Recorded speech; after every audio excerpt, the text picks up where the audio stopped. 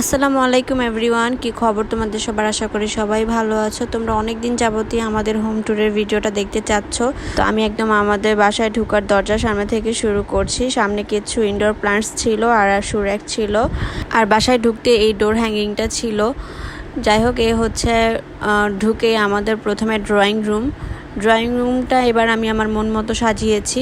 Drawing রুমে অত একটা আলো আসে না, কারণ পাশেই বিল্ডিং, তাই আর কি আমি লাইটটা ধরিয়ে নিচ্ছি। তো এবার হচ্ছে আমি ড্রয়িং রুমে, আমার রুমে যেই দেয়ালে যে ডেকোরেশনগুলো করেছিলাম এই জুটের প্লেসমেন্টগুলো দিয়ে, সেগুলো এবার এখানে দিয়েছি।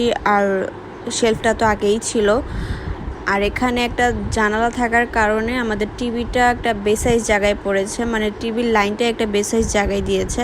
আর একটু বড় টিভি হলে হয়তো এখানে টিভি লাগানো যেত না। যাই হোক, সবচেয়ে বেস্ট পার্ট হচ্ছে এখানে ড্রয়িং রুম আর ডাইনিং রুমটা পার্টিশন দেওয়া।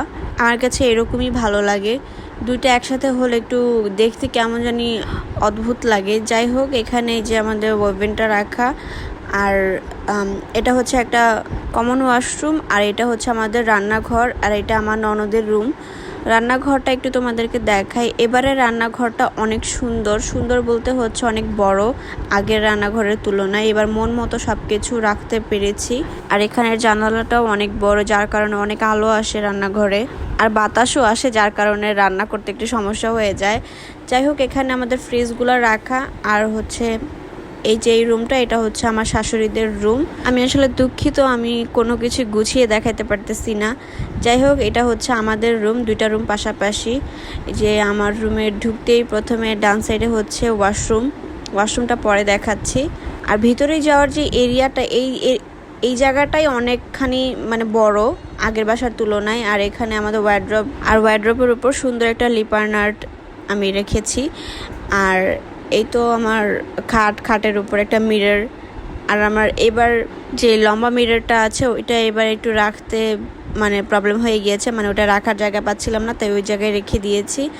আর এই তো টিভি, আর এই তো আমার ভ্যানিটি, আর ওই যে আমাদের রুমটা পুরোই আগের বাসার রুমের মতো, পুরোটাই সিস্টেম, সব কিছু আগের বাসার মতোই রেখেছি। জাস্ট খাটটা এবার এক সাইডে হয়ে গিয়েছে, যার কারণে মাঝখানের জায়গাটা অনেক ফাঁকা। আর এই হচ্ছে আমাদের ওয়াশরুমটা ভালোই মোটামুটি বড়ই আছে।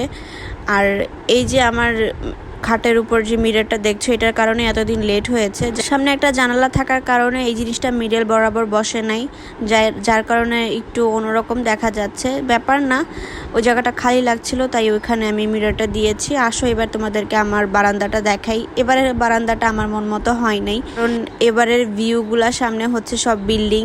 তবে বারান্দাটা বড় আছে, আগের বারান্দার তুলনায় লম্বায় বড়। আর এই সামনে থেকে ভিউ দেখলে বিল্ডিং দেখা যায়, আর এই পাশ থেকে মোটামুটি একটা ভিউ আসে, কিন্তু প্রচুর বাতাস আসে, যেটা আর কি মানে খুব ভালো লাগে। আর অনেক সময় দেখা যায় যে আমাদের ফ্যানও ছাড়া লাগে না। এই বাসাটা হচ্ছে আগের বাসাটা থেকে অনেক গুণেই বেটার, কারণ এটা আগের বাসা থেকে বড়, আবার রাস্তাঘাটও আগের বাসাটা থেকে হাজার গুণে বেটার।